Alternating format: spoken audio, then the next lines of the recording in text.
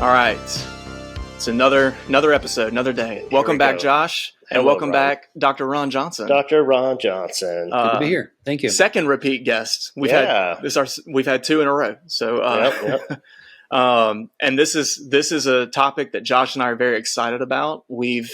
Atonement has come up before on the podcast, just in passing. It's never been the topic of a full episode. But we've gone over it a couple times, and we've kind of said, like, we want someone like a scholar, someone that knows what they're talking about, to come on and talk about it with us, so that we're not just shooting in the dark. So we're so glad and so thankful that you were able to join us to discuss this topic. And Josh, as an icebreaker, wanted to ask you about vampires, because we talked about blood last week or in the last podcast. Yeah.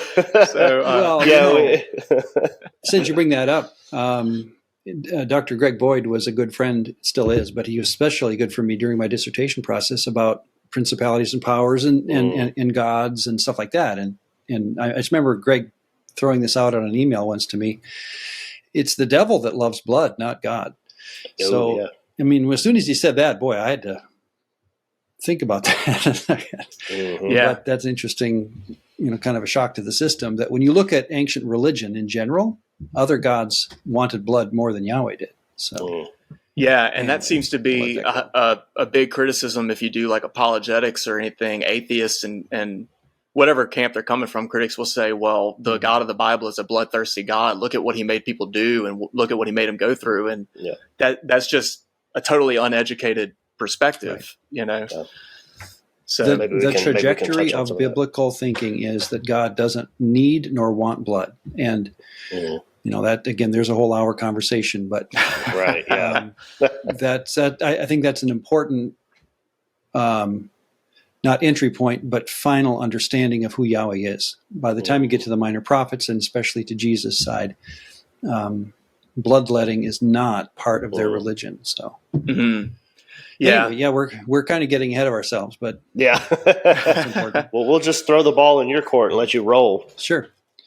Well, I have some slides. I did a paper, in fact, at the second Divine Council Worldview, or what it might call it, Naked Bible Conference down in Dallas in 2019, I think this was. And so he asked me to do a paper among the panelists there. And so I chose to do one on atonement, and I called it Gentile Lives Matter. And so great. It really is, it sounds like a play on words, but it's really important to the story, I think, of the entire Bible, that by the time you get into Acts, the story, and here's where I'm going to go tonight, that the story of Acts is not how to get saved. It's how to include Gentiles into the family of Abraham.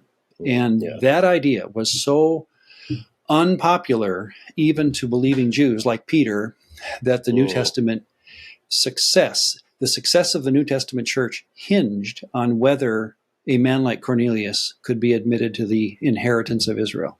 We don't see salvation, especially sounds like all three of us are very reformed in our backgrounds.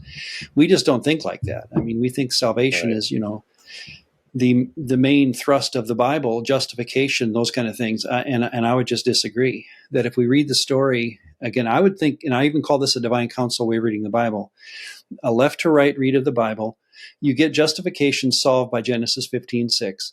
And you never have to revisit that again. And I'm getting way ahead of myself, but that to me is why I can call it Gentile Lives Matter and not even think in terms of spoofing something. That's seriously what the Bible's all about. But what I'd like to do is just kind of slide through my slides, and they take us down a journey. And feel free, guys, to interrupt me all the time. That's the best way, I think, to handle this. So if you don't mind, I'll just jump in. Yeah. Some of these are just overviewing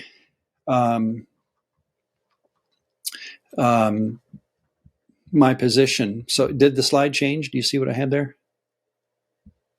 Atonement is a subset. Did it change on your screen? Yep, we see it. Great. Okay, so I can move through these. All right, so some of this is just background. Nobody can deny this, I don't think, but I just like to set the stage. Atonement is a subset of thought within the broader question of what Jesus' death accomplished. When a lot of people talk about atonement, they talk in terms of the death of Jesus. And I would recommend that atonement is a subset of that question. Of course, the death of Jesus, I think John Piper, well, he has a book on 50 reasons Jesus died. And I like that book. But notice 50 reasons is not a 50 things the atonement does. The atonement is one of those 50. So just realize that the death of Jesus is much broader than the atonement question, which to me gets down to the use of a word. Okay. A specific interpretation of Jesus' atonement never found its way into a Christian creed. I think it's important to throw that out there so everyone can kind of breathe a sigh of relief saying, can I even doubt the version of atonement that I was taught? Do I have the right to question it? Because in fact, it's in The Nature of the Atonement, the book, the Four Views book, came out a while ago, edited by Bealby and Eddy. And on the penal substitution view by Thomas Schreiner, his opening line is, the theory of penal substitution is the heart and soul of the evangelical view of the atonement. Well, that's quite a shot over the bow. That means if you don't agree with my view, you can't be an evangelical. Yep. And it is surprising to me, having been in the Christian, scholarly world all my life, professional life, that penal substitution has won the day. It's basically the view in evangelical churches today. It's the view of Christianity today, as you read that magazine from month to month. That's what I've noticed. And that if you doubt penal substitution, you get nervous or you feel like you're letting your evangelical brothers down. And I would just recommend, let's back up, start over, and realize that the creeds, the original 7 creeds, Nicaea, and those kind of things, never included a view of atonement within the creed. So it has never attained the level of creed. It has attained the level of confessions, like the Belgic Confession, stuff like that, but not the creeds. And so I think we have every right to go back and think it through and come up possibly with something else. Again, just stop me if you want. Otherwise, I'm going to keep moving. Yeah, go ahead. Atonement must be understood in terms of original biblical languages. Nothing new there. I just like to throw that out because a lot of times people will talk about atonement as an English word, right? At one-ment, getting right with God, that kind of thing. And I would say, wait. It's not an English word. It's a Hebrew word. And so the only fair way to talk about the term is to begin by thinking in terms of what the Bible itself said. And here is that word. The Hebrew word most often translated as atone is kafar. And if you watch how it's used, the first 4 uses in the Bible, in fact, all use a different word for it. So the ark has a cover, so it means to cover, kafar in its literal sense. A lot of Hebrew words have a literal sense and a figurative sense. And kafar is one of them. So to cover it with pitch, that's kafar there. Appease in Genesis 32, sum of money in 21:30, and then atonement is used in 29:33. So once you get into the Levitical system of Leviticus, Numbers, and things like that, you'll see the word atonement a lot. But for the reader, I'm just recommending you can always just slide that concept of covering into the story and it'll work. So sometimes it's translated as forgive. In Daniel 9, I think it is. It occurs once in Daniel, and it's translated as forgive. So just realize it's a Hebrew word that does have various meanings to it. That makes me think of Genesis 3 when they were covered with the skins or whatever. That's not the word kafar doesn't appear there, but maybe that would be a metaphor to look for, something like that. Oh, well, penal substitutionary atonement people love Genesis 3, so that's too bad. I feel like they really missed an opportunity there. Yeah, well, there's their go-to. I guess we can come back to that in time. Yeah, we'll come back to it. This is a very Divine Counsel worldview idea, again, that Mike and I, really pushed for, and we still do through the podcast that I do, is that you need to, I think it's a requirement to understand the Bible, is thinking in terms of left to right and watching how something, if it does develop over time, watch the Bible develop it, that it will do that. And we just mentioned it at the top of the podcast, that bloodletting or bloodthirstiness, yes, it looks like Yahweh is a bloodthirsty God at the original outset of the Canaanite genocide or whatever. But by the time you get to Jesus, we know, just think of your New Testament, Paul going out into the Western world, he doesn't think in terms of blood sacrifice anymore. He thinks in terms of, well, name all the things in Paul's mind, but blood is not one of them. And I realize that blood does come up in the New Testament as a look back into the Old, but it's just, again, there's going to be a passage of time. So I just throw that slide up there to be fair to where I'm going and what I recommend all conversation when it comes to especially atonement needs to do. Because a lot of times what happens, I don't have it yet. It's coming up in one of my slides, is that what we do, here's what I feel. We look at Jesus' death and we think of how big it was or how momentous it was, how important it was. And then we take that importance and we slide it backwards into the Old Testament and say, therefore, atonement was very, very important. And then we try to retrofit New Testament ideas backwards into the Old. And I would recommend that just it's not fair to the text as writers are working. And I'll show how that works coming up. Yeah, and just for the audience, because there may be people here that are listening that are asking, like, why does this even matter? I've never heard anyone talk about atonement theories, but that's exactly what this is an attempt to do by the modern church, is to look at Christ's life and death and his resurrection and define what it did, right? That's exactly. When we talk about atonement theories. Going. Yeah. Okay. All right. What often happens is we get into, and people don't realize this, so I'm going to throw it out here and see if you guys agree. We kind of compete with each other with a wink on this level. Whose death of Jesus does more? Let's say, in other words, one person says, well, my death of Jesus gives me the opportunity to get forgiven and go to heaven. And the other person says, well, my view of Jesus' death gives me the right to be, here, let me give you my view, the right to be ritually clean. And a person says back to me, ritually clean. My view is much more important than that. Because if Jesus doesn't die, I go to hell. And if your Jesus doesn't die, Johnson, you're just ritually impure. In other words, and then we judge each other's views on whose Jesus does more for or whatever.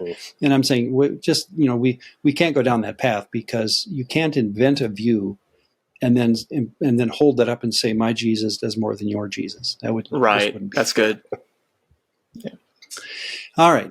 Think about, again, I'm just giving some background to kafar and atonement theory in the Old Testament. And again, this is a whole discussion, but let me summarize. Israel did not institute an atonement ritual until 1440. And then it's over when the temple's destroyed in 586. So in other words, think of this, and I think this is often missed. There's only a 900-year period in which Israel does atonement. It's not something that's in the book of Genesis, never occurs. Okay, atonement ritual never happens in Genesis. It's not until Sinai when God institutes it. And then I'll even recommend it's not really instituted, it's just something they do. And then when the temple's destroyed in 586, it's never reinstituted. So it is an occasional 900-year period of time in which Israel does something.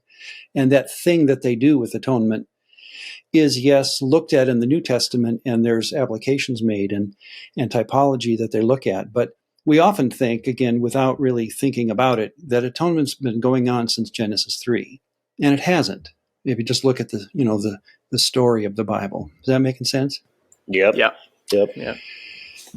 So from its inception, here's another one that, again, I say it, and usually the crowd, I feel, looks at me with a dumb look, or they're just not sure what to do with it. But to me, it's so important. From its inception, atonement ritual benefited only those who were presumed to be righteous.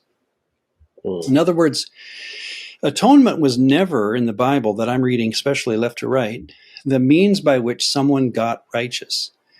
In fact, here's the opening line of Leviticus. The Lord called Moses and spoke to him from the tent of meeting when any one of you brings an offering. Notice that the opening of Leviticus is not, you guys need to start sacrificing. It's when you do, because we've had sacrifices and altars since, Cain and Abel, Noah, Adam, Isaac, Jacob. They've all had sacrifices and offerings and altars. So when you get to Sinai, God is not trying to institute sacrifice. He is organizing it for sure. And what you learn quickly is that it's a where question. It's where they bring it to. It's the which God do you worship by means of sacrifice that's so important. So that's cool. That's cool. Go ahead. Oh, no, I was just saying that's cool. That's a very important distinction to make, because I think, kind of like you said, I know you're gonna go further in depth with this, but people make salvation and this topic therefore all about forgiveness Right. of sin. Right. And so this is kind of taking that off the table almost. Well, I would say so. And again, I'm going to pick up this Four Views book. He says on one of his, this is the Defender of Penal Substitution. Nevertheless, the fundamental reason for the sacrifices is atonement, so that sinners could be forgiven by the Holy One. And I would say absolutely not. Show me one passage in the Bible. Show me one time where a sacrifice makes someone right. Again, I think if David heard this, if Moses, they would say, what? What view are you? I mean, what did we ever say that gave you the thought that a sacrifice was a means by getting right with God? And yet that's the hypnotic effect that I think Christians bring to sacrifice, right? We just think they must have been doing it to get on God's good side or doing something for him. And I would recommend, if you look at it carefully, starting again left to right, you never see anyone getting right with God through sacrifice. They already were. So they're doing something beyond the level of getting righteous. And I'm going to talk more about that, so I guess I can move on. Well, I mean, would it be more, so you're saying it's more of a purity thing? Yeah, in fact, that's my next slide here. Exactly. Almost like a bath. Yeah. Atonement rituals symbolize the cultural process of sanctification, whereby a profane or common item was consecrated or cleansed. That's generally what happened, especially when you just watch the word kafar or atone be used. Here is a diagram I like to use, see if I can explain it to you. The dotted line is the difference between my world as a Adam, that's Hebrew for human, anthropos, Greek for human. Above the dotted line is the world of Elohim, or theos. Theoi would be plural. The dark white line is the difference between Yahweh and all other divine beings. They're created, he's not created. So that, my monotheism is run or is shown on this slide by that dark white line. There's only one creator, Elohim. When we get into Jesus, that kind of messes things up, but we'll leave it for now.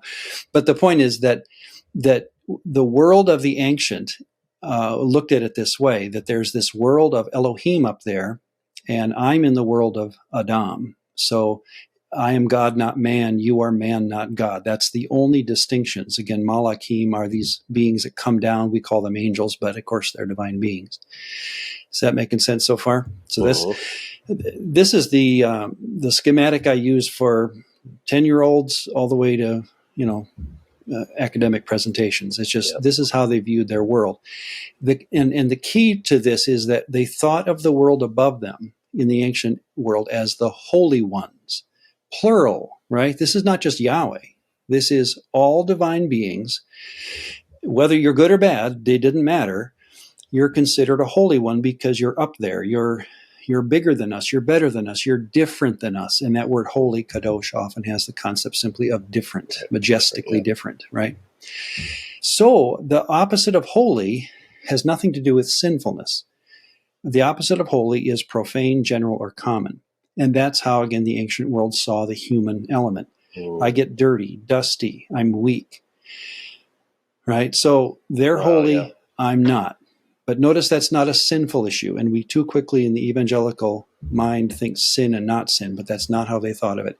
Satan is a holy one to them because he lives in the divine world. Okay. I can just hear people turning it off now. No. I think it's going to blow people's minds to have this kind of worldview. You don't. Well, we're this. That's what we're saying. We're not taught this, so this is great. Well, I would just tell the folks just read good commentaries on Leviticus, and you'll see this. So it's not this isn't new by any means. But, right. Yeah. The background, and just fair here. When I showed this to my denominational licensure board, and they said no to it. They said, you can't teach this in our denomination. So it does, there is pushback, and that's why I don't pastor anymore. Definitely. Because they didn't want this. But to me, this is right, coming right out of Scripture. The other thing that's very important when you come into the atonement discussion is that a profane, general, and common person can also be, and here comes a whole bastion of situations in Leviticus, whether it be semen or bodily fluids or touching a carcass or having a moldy house. You can be thought of as unclean or impure. And then you'd go through, and I'm just going to summarize it quickly. You can go through these this is all in Leviticus, these sacrifices and things where you would wait 2 days or wait 40 days or sometimes 16 days, and you would become pure because you do a sacrifice and you give it some time. And then the priest would inspect you if you're a leper, for example, and you could move back and forth between the clean and unclean just based on sacrifice and time, usually. All of this plays then into kafar, or atonement. And here's a big point then. Atonement had nothing to do with appeasing God's wrath, nor paying for sin. Go back to that slide there. There's nothing on this slide that has to do with sinfulness. Yeah. It's all about, am I general, common versus holy, or am I clean or unclean, impure or pure? Sometimes moral sins could bring this upon you, but most of Leviticus is not about moral sins. They're about, again, discharges and carcass touching and stuff like that. So I just throw this out there to anyone who's thinking atonement's about payment. I would say, again, show me once. Show me one time where payment gets into or appeasing God's wrath. This is where the reformer will have to start. In my hearing, they start inventing stories in their head about what it must have been for God to forgive or something, but I just don't see it in the text. So really, if you go back to that slide, Dr. Johnson, with the lines, it's really just in my mind thinking about it. It's really him just temporarily bringing us above the dotted line. Would you say that? In a sense, or moving us back and forth on that brick wall. Oh, gotcha. Yeah. Okay. So like a human, like you and I, will never be a holy one until we die. Right. Right. That's another story. One day. There, New Testament has some fascinating promises that we're going to turn into those, but that's another story. But right now, you and I go through daily. Imagine if you're a farmer in ancient Israel, you're touching carcasses. Karkai, is that the plural? Every day. Carcassai. Yeah, and so you're touching these carcasses, and you're unclean all the time, basically, and that's in fact going to be one of my slides. So, cool. I'll keep going. Thank you, though, for stopping me whenever you want. This is from a book. It was handed out at the Minnesota State Fair, and I'm glad it was. But boy, I read it and was pained by it. Here's a statement within the book, and what they do in the book is that handwriting below is in the book. It's as though you're listening to four people, a teenager and a 65-year-old, and two other people talking to the book, as it were, taking notes. But this is in the book. Animals were to be sacrificed as payment for sin and wrongdoing. The curse could not be broken by these sacrifices, but the blood of an animal would temporarily provide cover. There's that word atonement, from God's punishment of their sin. Notice that both payment and wrath are in that paragraph, as simple as that is. Notice what happens on the left of that statement. This person, pretending again in the book to be commenting, kind of weird to think that blood somehow made up for sin. I guess it makes more sense of Jesus being killed. There's my point, that a person goes to the New Testament, presumes that Jesus' blood solves my sin, and retrofits that backwards into the Old Testament. I would just say that's a methodological error to think that Jesus' death does something and then, go backwards. Right. You make everything in the Old Testament about that. Right. Right. Jesus' death will have an effect. I'm not saying it won't. I'm just saying don't retrofit your view of it too early backwards. Right. So think again of that illustration I showed. Many Israelites, there's your farmer, spent their days living as non-atoned. If you were a leper, if you were a woman giving birth, again, all these are situations where you are unclean. And it wasn't sinful. God didn't like you less. You could be fully righteous and not atoned. Right. Because you're a farmer, for crying out loud. So that's the world, into which we are living here. I think I have I'll show you some verses that, again, very common sense. Then he shall let the living bird loose outside the city in the open field and make atonement for the house. In this situation, Leviticus 14, the house has mold. And you need to atone for the house. Not sinful. I hope not. It just has mold. So the priest shall make atonement for him before the Lord because of it was some kind of a discharge of bodily fluid. The woman, the same thing, make atonement for her before the Lord for her discharge. That was an uncleanness to them, but it certainly was not sinful. Notice that this kind of verse, I know, and you know now, would never appear in the Old Testament. In other words, you don't atone for egregious moral sins. Murderers had no atonement for them because that's a whole different story. That, in other words, and we'll get to this, the only solution for a murderer, and David will be all about this in Psalm 51, sacrifice you do not desire. If I tried to sacrifice right now to make up for what I did to Uriah, it would be an offense to you, God, and you know it.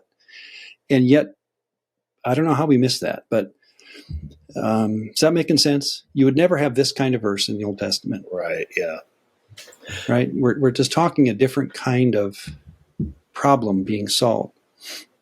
Yeah, I remember hearing Heiser. I remember hearing Heiser talk about that on one of his podcasts.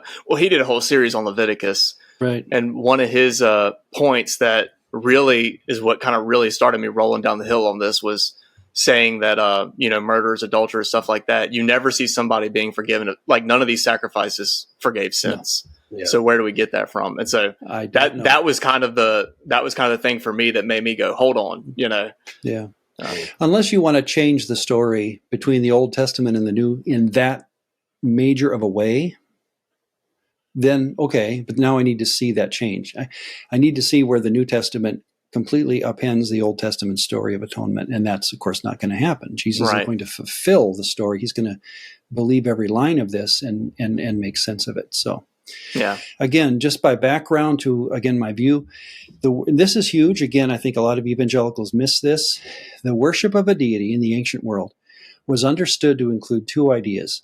Almost always, they thought in terms of both ideas at the same time. Belief, loyalty, again, Dr. Heiser's view, my view is the same, is that aman in Hebrew or pistis in Greek, the word faith or belief had a believing loyalty concept to it, that you would attach yourself to one deity as opposed to another, and that's how belief worked. That's important. Number two, though, you thought in terms of physical worship. If you're going to worship a deity, your mind immediately goes to, well, I'm going to go to the tabernacle. I'm going to go to the temple and do obeisance to that deity at his place of presumed residence. Okay? Here's the problem, again, that we do in the modern storyline. We think of heaven and hell as getting across a divide. Right? That we are on the left, we're sinful, and we need to get over to heaven and avoid going to hell. And then we put Jesus' cross in that gap. Very common way of thinking of that. What I'd recommend is that picture right here that we have is never given in the Bible. Instead, the picture that the Bible constantly works with is moving in to the Holy of Holies. Uh-huh. And that, again, the temple is standing until 70 AD. So even in the New Testament, almost all New Testament documents are written with a tabernacle or a temple down in Jerusalem with a Holy of Holies. So they were still thinking in terms of getting in. And how do I approach a holy God? That kind of language is not across language, it's in language. Is that making sense? Very much, yeah. Yeah. And if that does make sense, here you go. Now to me, atonement makes sense. Because worship then has this two-step process. One, I believe I'm loyal to Yahweh. I do a Rahab. I say, I want your deity, creator of heaven and earth. And she there in the wall of Jericho switches her loyalties. Ruth, my God will be your God. All these wonderful stories in the Old Testament. This would be Lydia. This would be the Philippian jailer, that these are people making a conversion moment of worshiping another deity. Now they're worshiping Yahweh. And you have to have that in the New Testament, in the entire biblical story of salvation. However, that second step is so important because they still thought in terms of, well, where does this Yahweh have his presence? And if you're a Jew, it's in the tabernacle. It's in Jerusalem later. It's in the New Testament, they still went to the temple. Paul still headed to the temple. Why? Because they had a world in which they thought of the presumed presence of your deity. His home is the temple. So there it is. And that's both and I make it red because here comes again, this is just a quote from Biblical Archaeology Review. Practically every culture distinguishes between clean and unclean things, action and people. This is true for simple hygiene as well as for ritual or religious purity. Throughout history, various societies have developed different ways of separating the pure and the impure, usually by imposing restrictions on the movement and behavior of the impure. Given the universality of the idea of impurity, it is not surprising that the Hebrew Bible is full of references to purity and impurity. The widespread attestation of taboo throughout the Bible, along with its near universality and prevalence in the ancient Near East, suggests that it was indeed common in ancient Israel. And then he's just finishing up some thoughts on what he was saying before. The relevant texts that he was working with do not attempt, here it is, to invent the regulations. Rather, they simply reflect it. This is how everyone thought that when you're going into that house, like taking off your shoes at the neighbor's house, you do an atonement ritual, and that's where the line works. Now it turns green because through this ritual, I am purifying myself, or the altar is being purified, or the house is being atoned for. There's a lot of ways you can use the word atonement. But in this story, the person is himself being purified so that he can enter God's presence. Does this make sense so far, that worship as a two-step idea? I hope people are telegraphing where this is going, but it's so important to catch in the atonement understanding that I'm going to recommend for what Jesus does for us. Right, yeah. So I think that's the only thing is I'm sure there's alarm bells going off in everybody's heads, just because we've been talked about, we've heard such a different version, I think, all of our life. And hearing this is like, wait, what? But it makes so much sense, though. Yeah, I'm going to say, so far you are addressing all the points that I would have wanted to hear. Right. And so, I say keep going. And you're doing it 1,000 times better than Josh and I could have, So, oh, yeah, that's why we have on.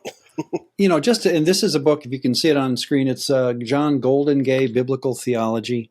This is as close as I've seen someone come to my view or come to what I have on the screen there. Listen to his statement. This is buried in page 320. In dying, Jesus was acting on God's behalf by providing a means of cleansing in the form of a metaphorical sacrifice whereby we would be cleansed and thus able to come into God's presence. Mm-hmm. Bingo. That's all I'm saying. That now he doesn't expand upon that.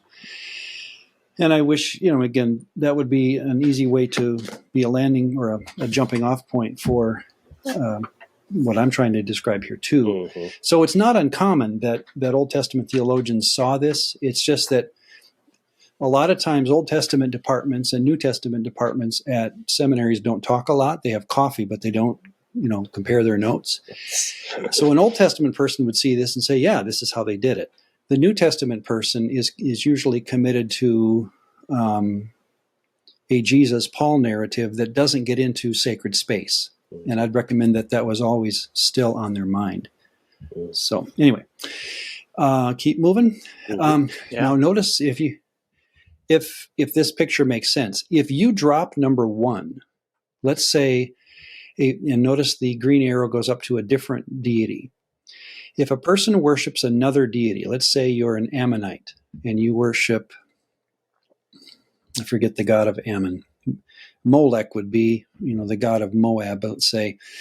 And I worship Molech, and I want to do number 2. I want to go into Yahweh's temple or tabernacle and worship him as well. That can't be done. In other words, number 1 is all important. And this is the story of the Old Testament. Abraham did it in Genesis 15, and it becomes the paradigm of everything after that a person is righteous simply by being loyal to Yahweh. So when I say worship is a 2-step idea, righteousness comes through number 1. Physical proximity comes through number 2. But you see how you can't do number 2 if you mess up number 1. Yeah. Right. Makes sense. The key there is that Gentiles were this picture to them. This is what a Gentile is by definition in the Bible. They worship other gods. So they can't come in, and you've heard of this possibly, that we've uncovered a warning stone that sat outside the perimeter of the temple, warning the Gentile is taking their life into their own hands if they pass this point, because in their minds, Gentiles could not approach Yahweh. They're outside the covenant because they're impure, and it's mainly because they worship other deities. So, yeah. Now Josh, go ahead. I just had a quick thought. Is this why other religions during the same time as the Old Testament had temples and their deities? Did they have the same idea of cleansing? Exactly the same thing. Yeah, there's no difference. Right. Yeah, no difference on this one.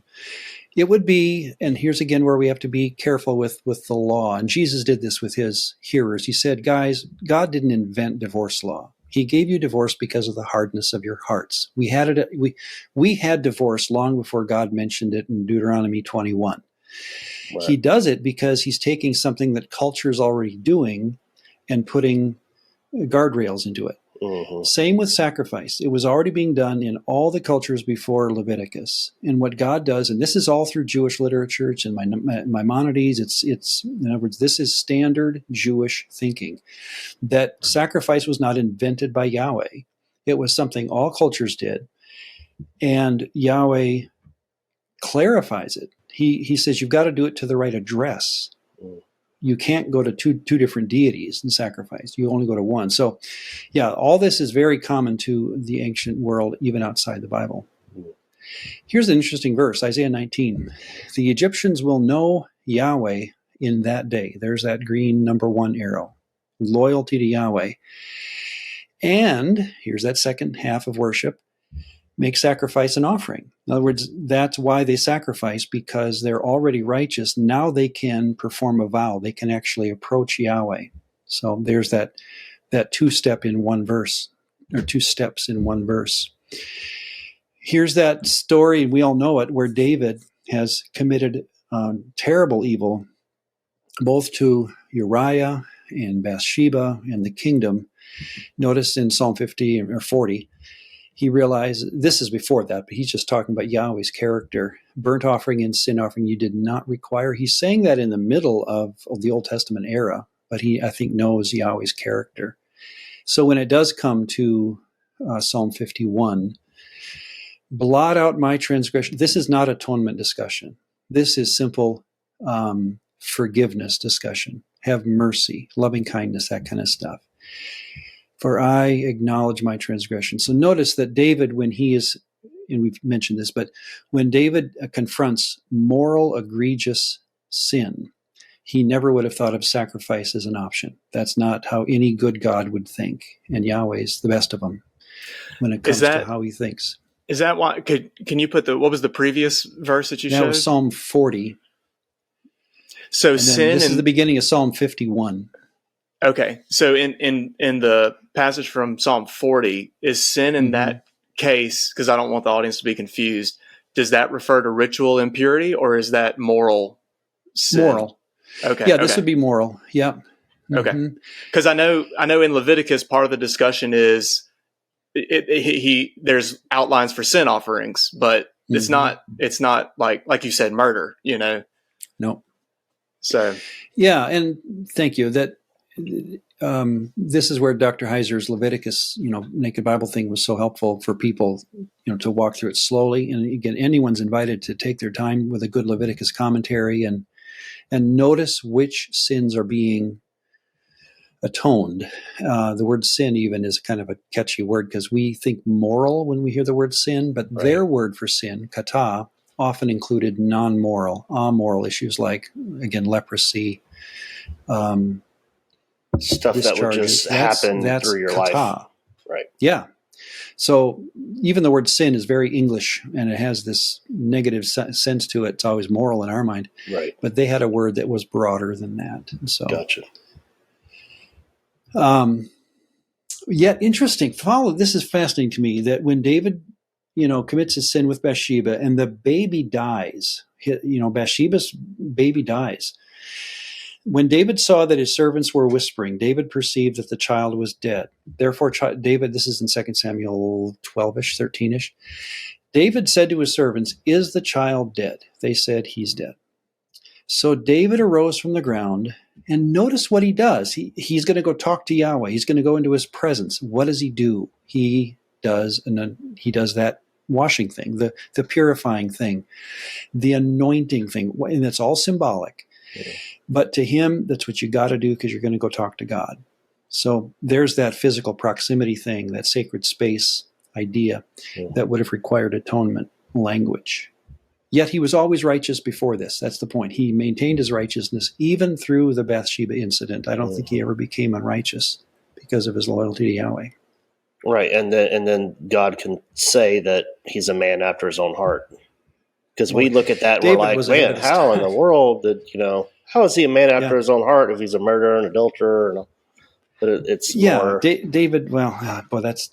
my church came to me a couple years ago and said, if you could do an 8-week series, because they like to do these little Sunday night studies with people. And I said, boy, if I could do anything for 8 weeks, it'd be David. I mean, he is my hero because he understood Yahweh so perceptively, so early, compared to theologians around him.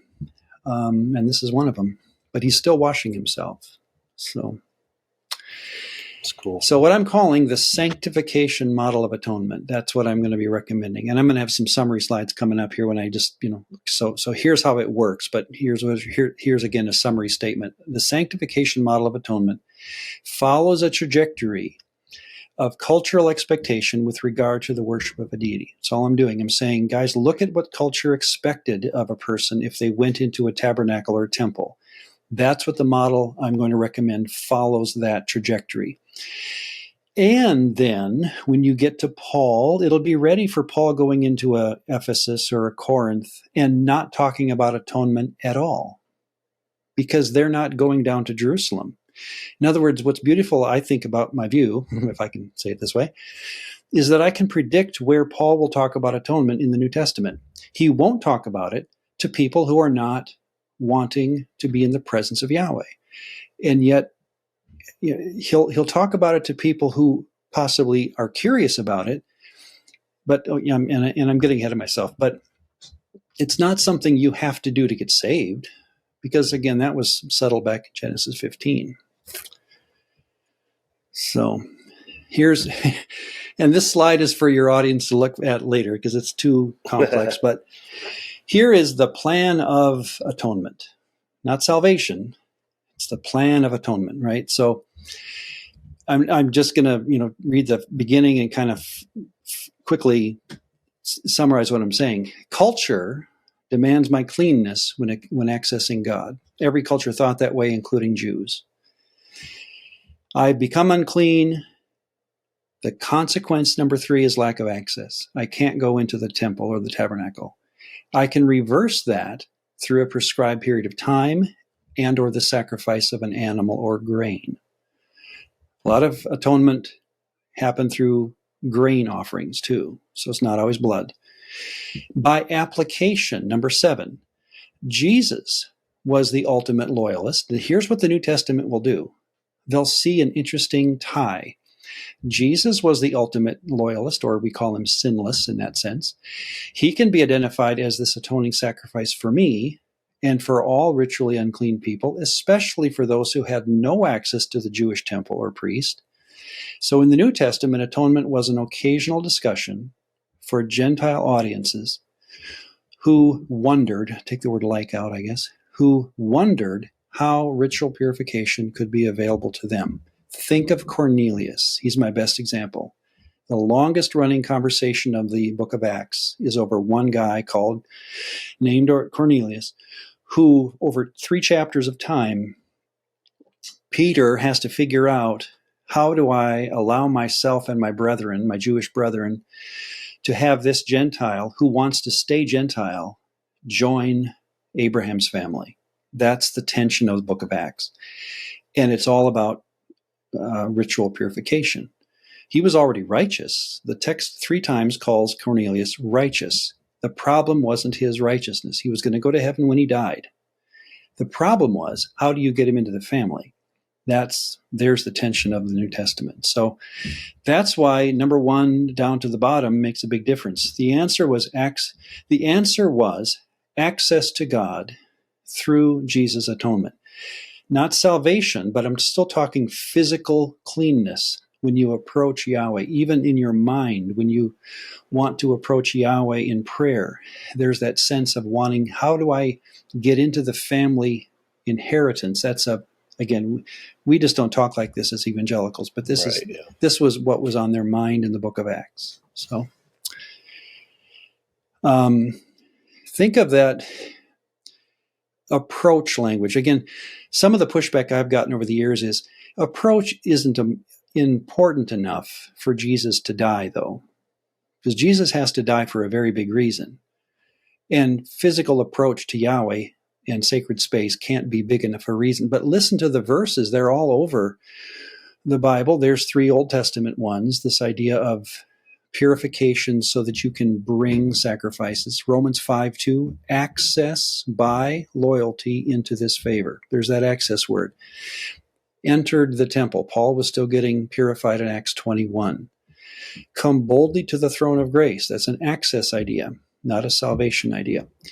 Hebrews 10, having boldness to enter. There's the consecrated word again. Hebrews 13, sanctified. What do you do about Jesus dying not at the temple, but he dies outside the gate, near a cemetery? That's the argument of Hebrews 13. Well, I love this last line. Therefore, let us go forth to him. Let's go out there. Even though that's Gentile territory, it's a cemetery. We can go out there because he sanctified us. So you can do this in Colossians, 1 John, 2 Corinthians. To me, this is all over the New Testament. Fellowship with one another. How does a Jew and a Gentile have fellowship? You have to be cleansed of your sin in order to do that. So I threw a lot of verses there. This could be doubled, tripled, but to me, the question of atonement is always going to be dealing with access to the family of Abraham as a purified individual. I want to, well, it may come up in a minute because I see you're about to talk about penal substitutionary atonement, or that model.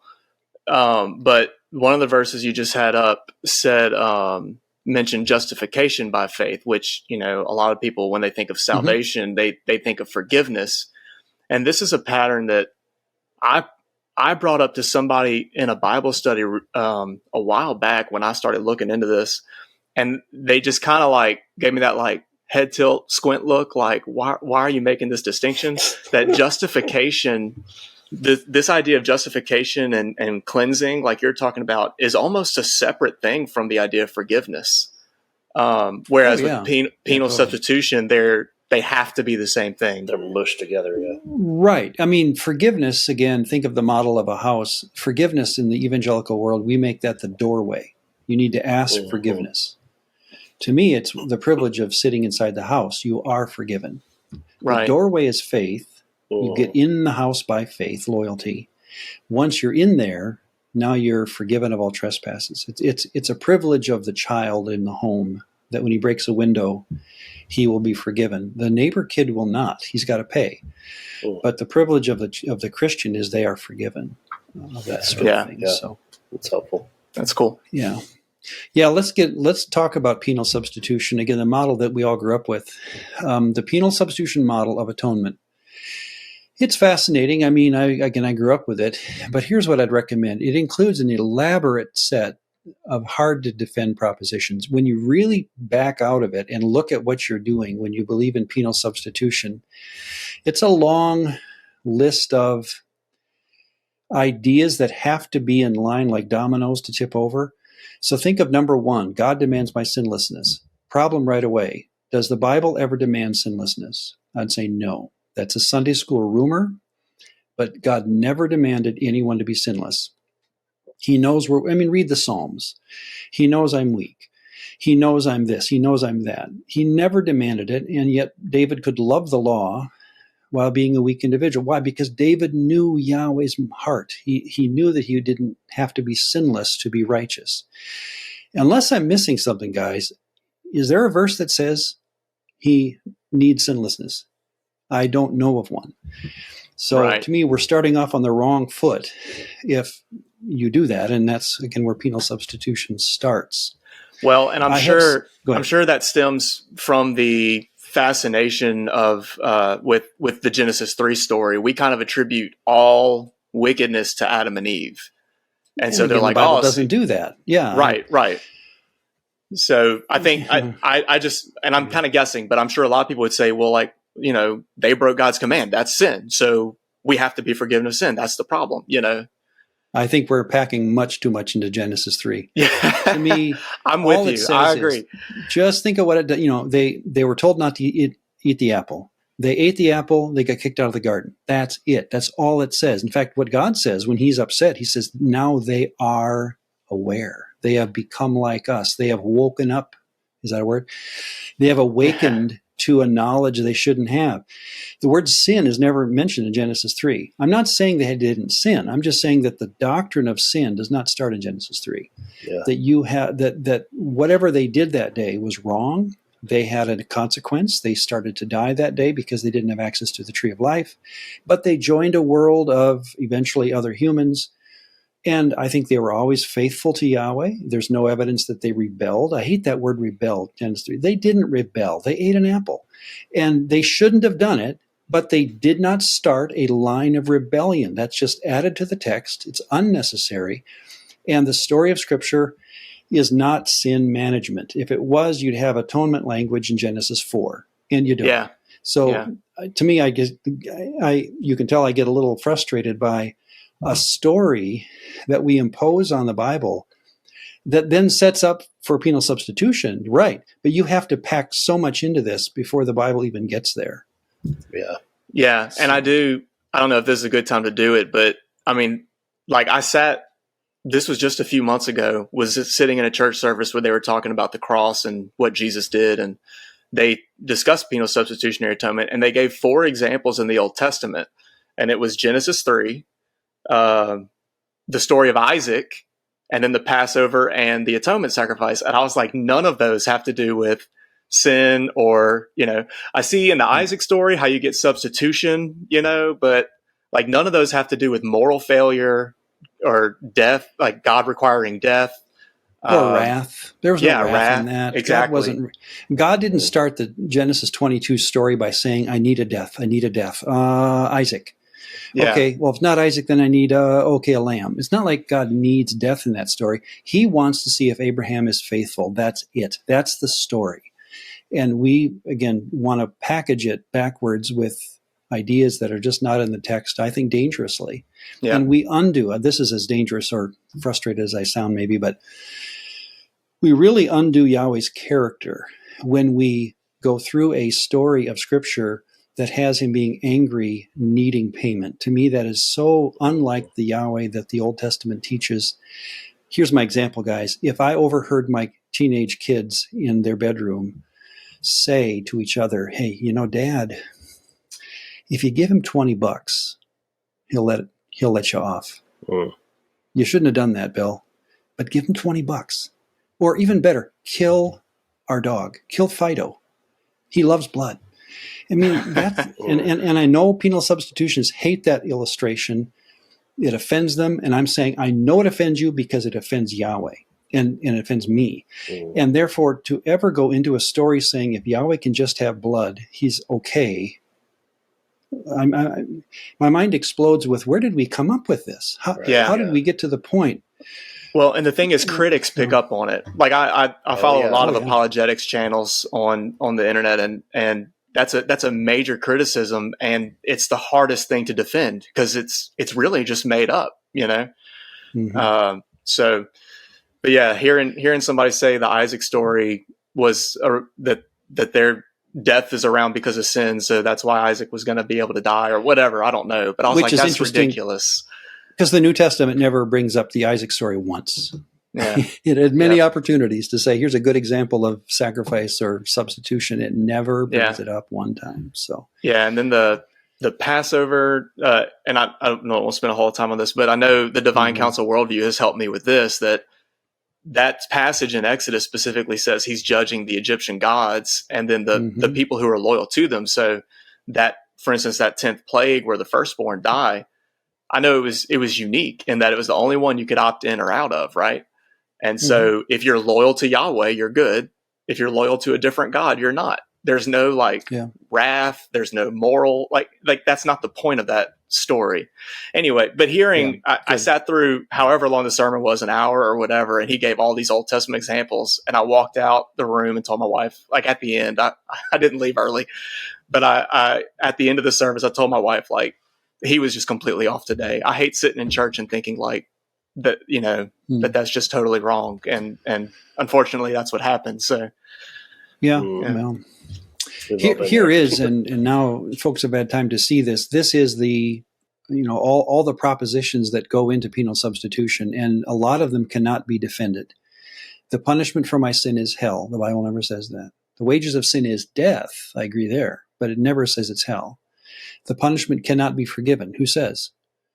God forgives all the time. So how, you know, number 4, how can we ever say that he can't forgive? And usually the argument is, well, he's a just God, so he can't just forgive.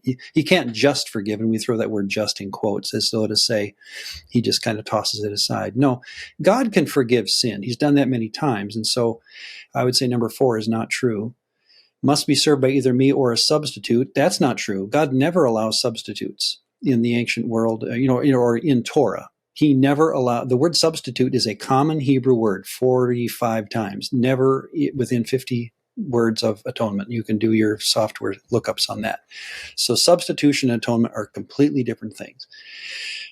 Jesus, sinless, he qualifies as the substitute for me, all of the guilty people, since his physical death counts as eternal punishment. That's never said. Thus, God never forgives us, really, because he chooses instead to punish. And that's how you get sinlessness solved. So the penal substitution model is a sin management model. And I know, again, my PS friends don't like me to call it that.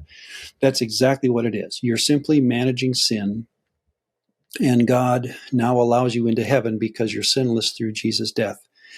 I would argue, I would be happy to, again, I don't debate or argue, but have a friendly conversation with any penal substitutionist and say, show me how that works in the text. Show me one place where these propositions are taught in Scripture. Otherwise the whole system to me falls, and there's just too many dominoes missing in this list to make it work. Yeah. Well, and they'll pull out passages like Romans 5 through Adam, death spread, right. And then what was the other one that I just had? The wages of sin is death. They'll bring one like that up, and it's like none of these passages where they bring up death as a penalty for sin necessarily mean that God is using it as a punishment. It's a result. Well, right. Yeah. And the wages of sin in Genesis 3 was death. They had to leave the garden. They could not have the tree of life. So to me, that's as, again, black and white as you can get. The wages of sin is, read the word. It doesn't say hell. So when I told that to a pastor once, he looked at me like a blank stare, like he'd never thought of it not being hell. And I said, well, how do you get hell out of the word death there? And I just remember this kind of an odd 40 years in the ministry look of, well, it has to be. And I just said, I think that's the problem. You're assuming a word theologically that there's plenty of discussion in Romans 5 about, death being the condemnation that comes. Sin brought death. That's Paul's argument, Romans 5. Again, he never says hell. So, we're getting aside, but there's just too many propositions in the penal substitution model that I can't support in the text, reading it left to right. And again, here's something that if you want to believe in penal substitution, there's, you got to work through all that other stuff. But here are two tensions that I find pretty, hard to get around. The word atonement never appears in the New Testament. If it's that important to your theology, how come everybody forgot to mention it? What do you do with that? That's wild. And no one is ever told to accept the benefits of the atonement. Show me one place in Acts, again, the book of missions, shall we call, you're giving the gospel. Paul never tells anyone to passively accept the work of Jesus on their behalf. You have that language in Romans, but that's to Christians. They're already Christians. They're not trying to accept the gospel now. So I would recommend that on the front end, if you're giving the gospel to someone and you put it in the passive idea of accepting the work of Christ, you're out of bounds biblically, because the Bible has many opportunities to tell people to accept the work of Christ, and they're never done. So let me just give you my summary, and I'm done. And we can talk more about any part of this. And I do consider this a DCW version, so I call it that. Not that you have to believe my view, but to me, it is part of the Divine Council Worldview story of atonement. It's just 8 points. Number 1, atonement, and this is all review, but now it's in 8 concrete points. Atonement ritual happens downstream from the Bible's original explanation of how people attain personal righteousness. Atonement ritual never played a role in a person becoming right with God. Any questions there? No, it makes sense. I mean, that's what we've been talking about. So it does. We've just spent the whole hour on that. Yeah. Number 2, atonement is occasional, prompted by an already righteous Yahweh worshiper who desires to approach the presumed presence, we call it sacred space, of his deity in worship. Where sacred space is lacking, the temple is gone, for example, no atonement is attempted or needed. They never tried to get atoned after the temple was down. Atonement, then, did not pay for sin nor appease the wrath of God. It sanctified a person from, here's the Hebrew word we translate as sin, kata, which was, in that case, non-rebellious ritual defilement, leprosy, discharge, that kind of stuff. Rebellious kata, egregious moral sins, could only be forgiven through an appeal to God's mercy. Achan appealed, and it didn't work. God killed him, remember, in Joshua 8. So imagine Achan getting caught by Joshua stealing the stuff out of Jericho and saying, hey, if we sacrifice a really big sacrifice, would God, forgive it? Right. And Joshua would say, no, that's not how it works. Yeah. Number 4, then, what did atonement do? It welcomed the Israelite back into society, granting him full participation with the family of Abraham as a clean or purified, the Hebrew word is tahir, individual. By definition, here's the big point. Atonement was not available to the Gentile because they were by definition outside the family. If a Gentile walked up to the temple and wanted to do a sacrifice, they would say, no, you're not a Yahweh worshiper, therefore you're not able to do the atonement ritual.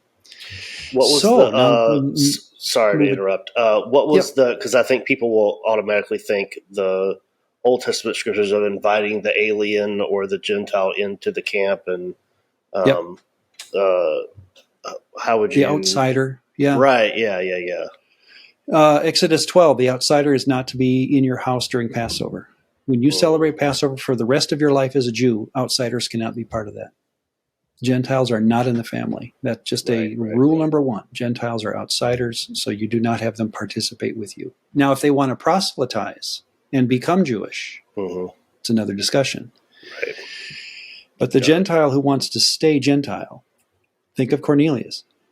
Peter would say, no, you are not coming into my house. Does that make sense? Yep. Yeah. So that brings us to number 5. The principal interest of New Testament writers was not describing how to become righteous. Their concern was with the reshaping of Abraham's family as believing Gentiles were entering the church while choosing to remain Gentile. There's the first time problem that the New Testament had that the Old Testament didn't. And even secular religion history teachers teach this. Christianity is the first intertribal religion, or intratribal. It's the first religion in the history of mankind that tried to allow in people from outside the tribe. And that's why I think Paul wondered on a human level whether his ministry would succeed before he died. Because they were attempting something. Jesus, in John 4, with the woman of Samaria, was doing something that the disciples, didn't like, and they never agreed with. Yeah. Until the book of Acts, until Peter has his vision, and Cornelius is allowed in, you don't have any example that I'm aware of where the Gentile is allowed in while staying Gentile. So you can see now where atonement is going to have its huge effect. That makes me think a little deeper about why the Pharisees got so mad at Jesus. Oh, that's exactly why Jews got mad at Jesus. They were diluting the inheritance. Right. You're giving away what Abraham was promised to the unclean. Right. That's why Jesus was killed or that's why the Jews hated Jesus. That's why Jews hated Paul, too. A couple times in Acts, they almost killed Paul. And you wonder, why would a Jew kill a fellow Jew? When you dilute the inheritance, that's huge. And we just had a family here in Minnesota, a well-known rich family. Both of the parents committed suicide in their bedroom and in their mansion on Lake Minnetonka. And it's because their kids, their adult children, were fighting over the inheritance. I mean, Lord, wow. Inheritance is a big issue. People will die for it, right? And that's what Paul was facing from his Jewish friends. Well, that makes a lot of sense. That kind of puts in context like the Council of Jerusalem episode where they're saying people are trying to convert these Gentile believers into Jews. So what's required of these people? I mean, that was the whole issue. Yeah. That's what you're saying. That's what the whole issue was. They didn't mind Gentiles getting saved. They minded them coming to church.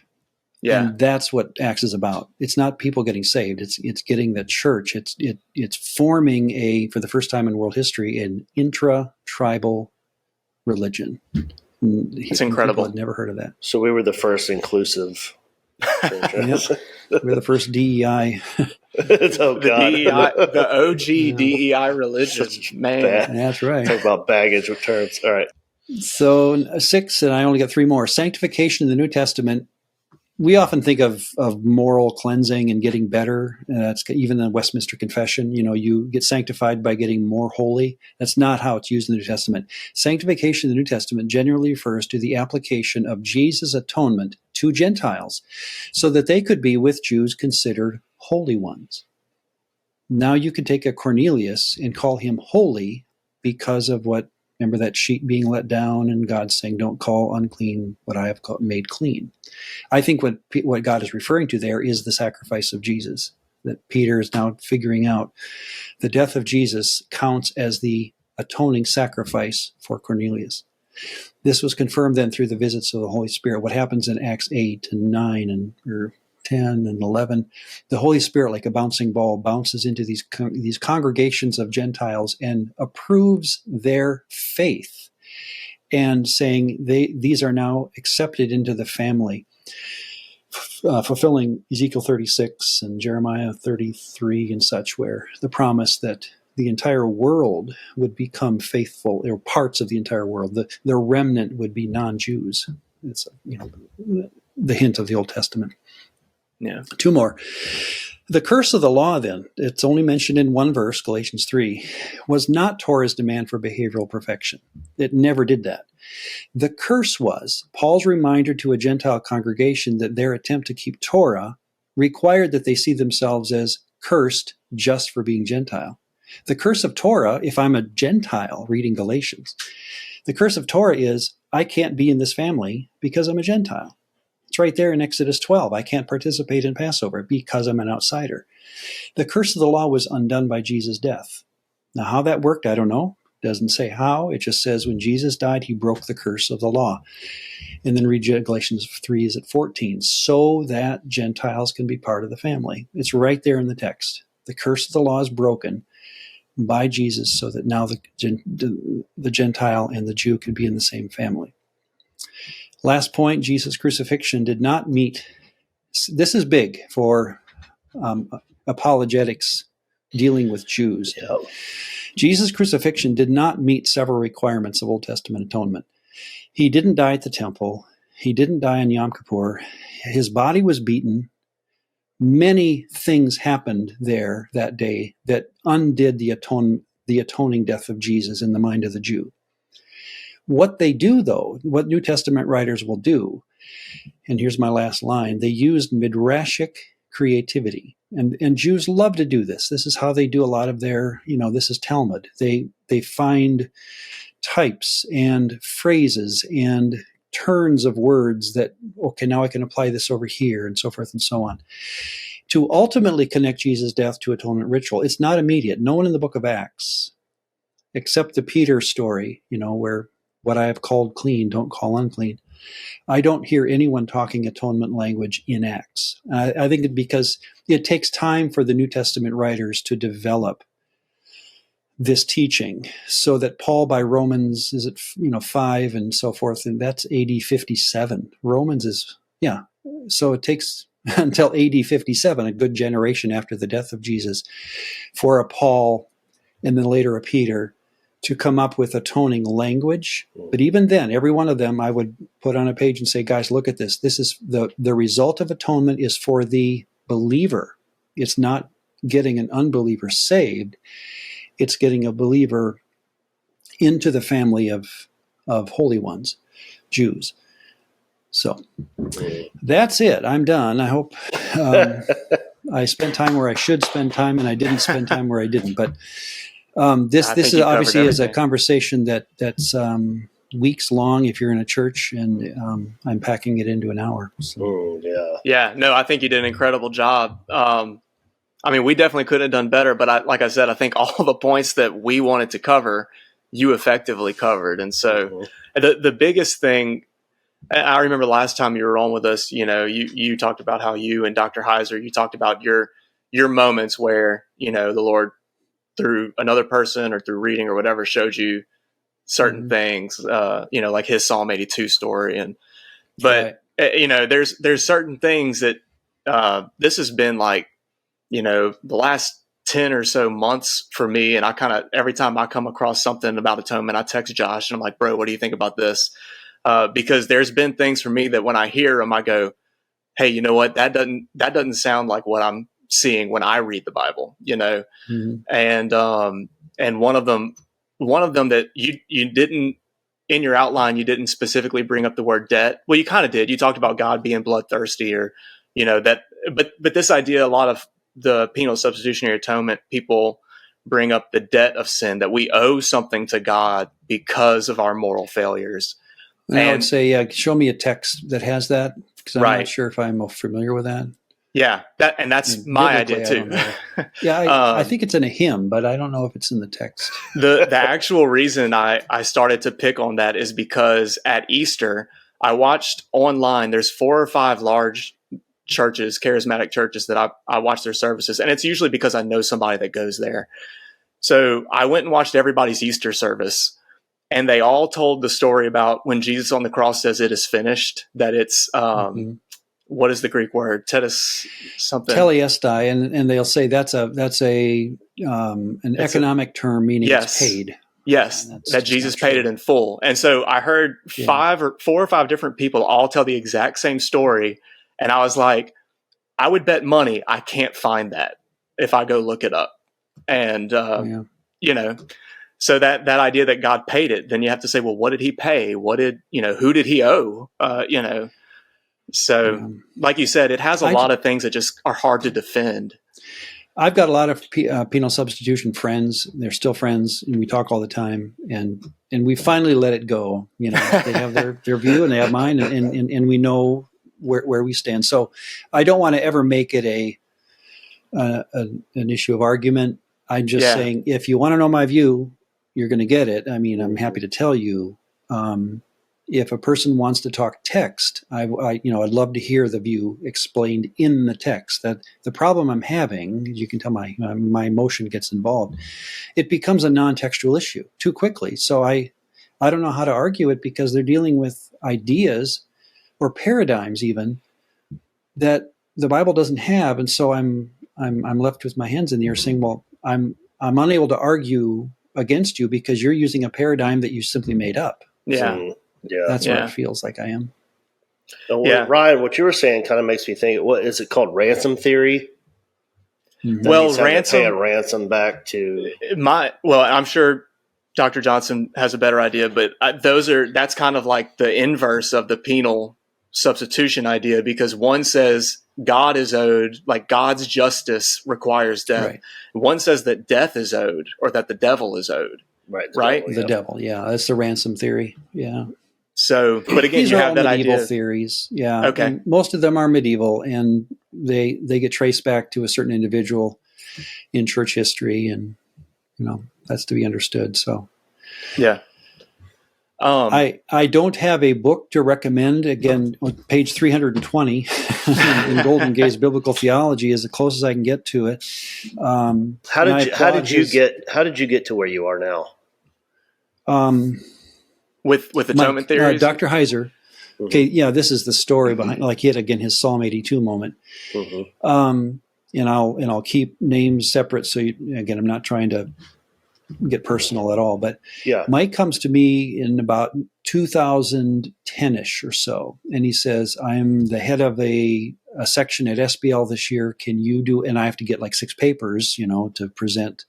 Can you do, and he gave me the title. So Bloodless Atonements in Ancient Israelite Religion. Bloodless atonements. So there's several of them, the use of grain and things like that in Leviticus 4, I think it is.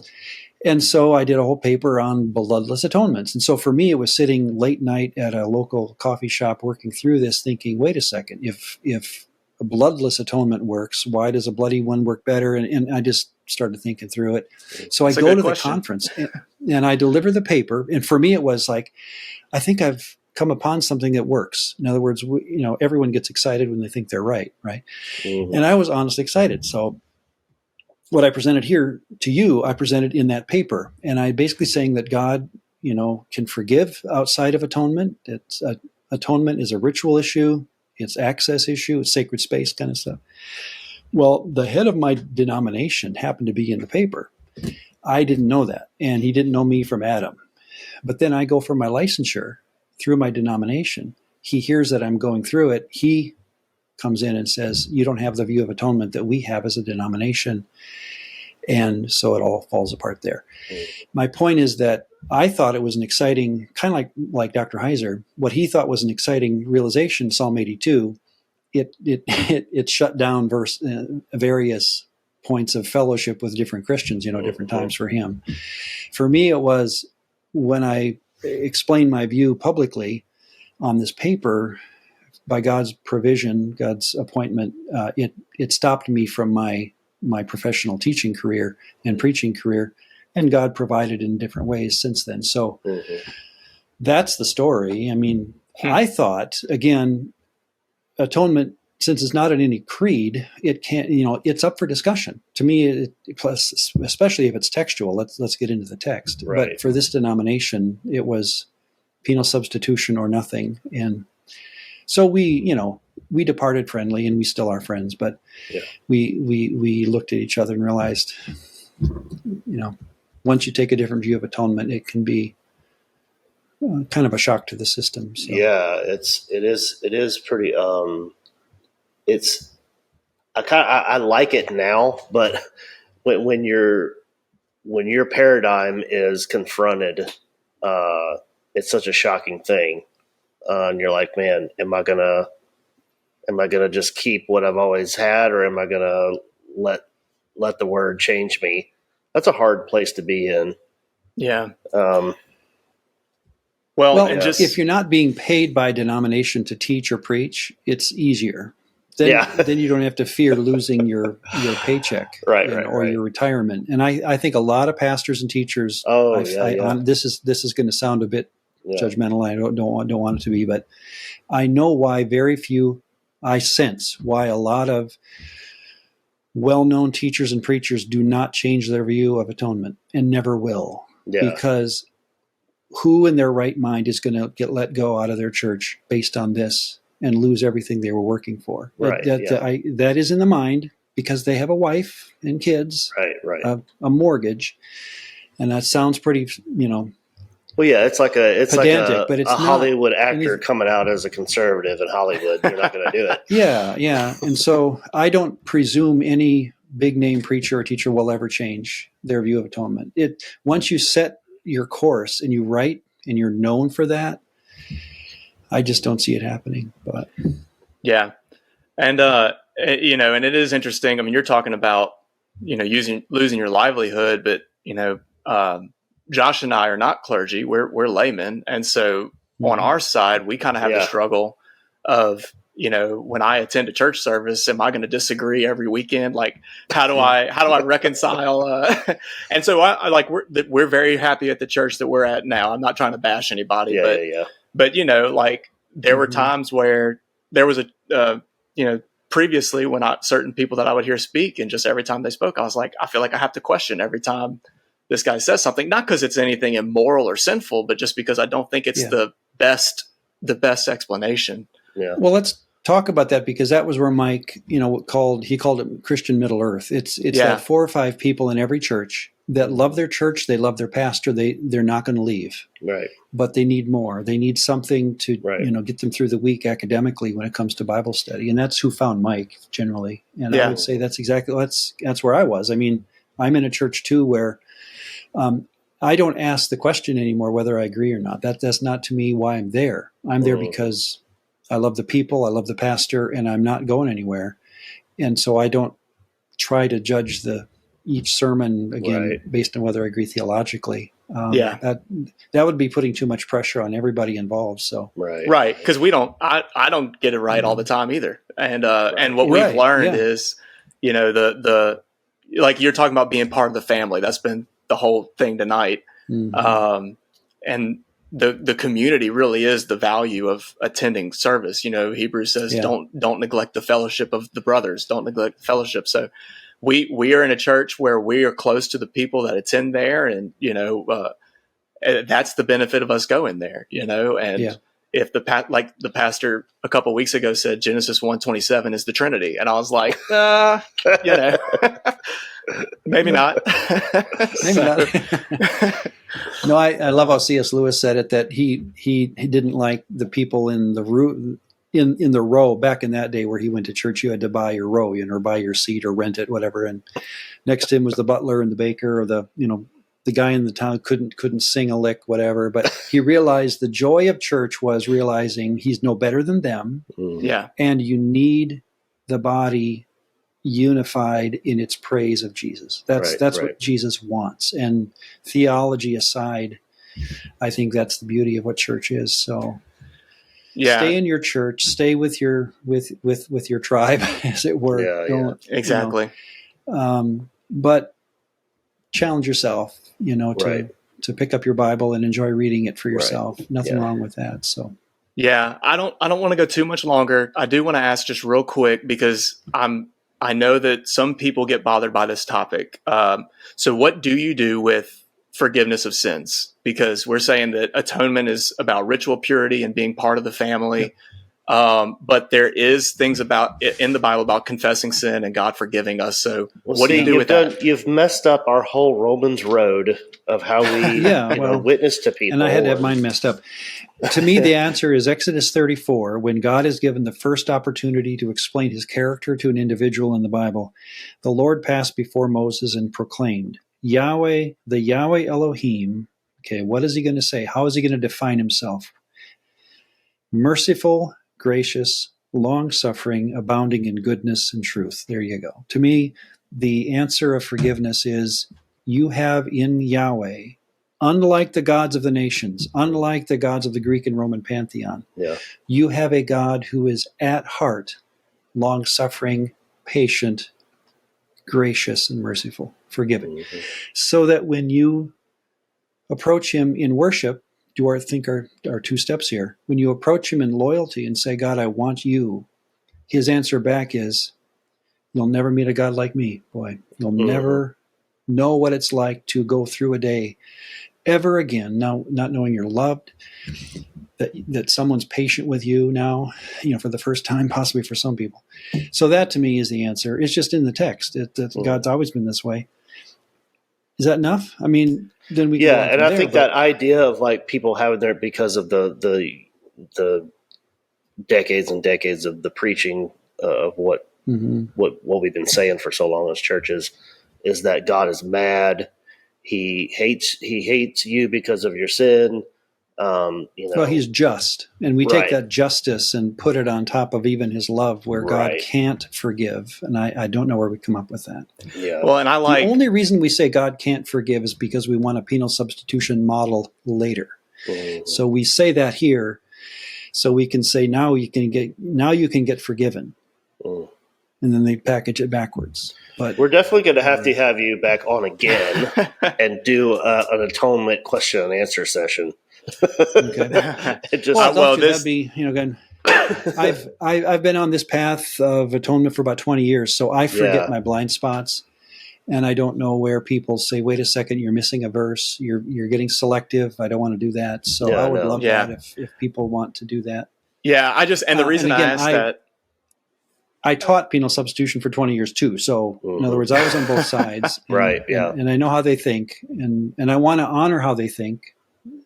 But even though I'm not there. So. Yeah. Well, that's how I was, coming out of Reformed circles, was penal substitution for 15 years. And I'm starting to question that now, because I've questioned so much, thanks to Dr. Heiser screwing up all my theology. But I'm questioning these things, and I'm starting to turn more toward, a divine counsel worldview.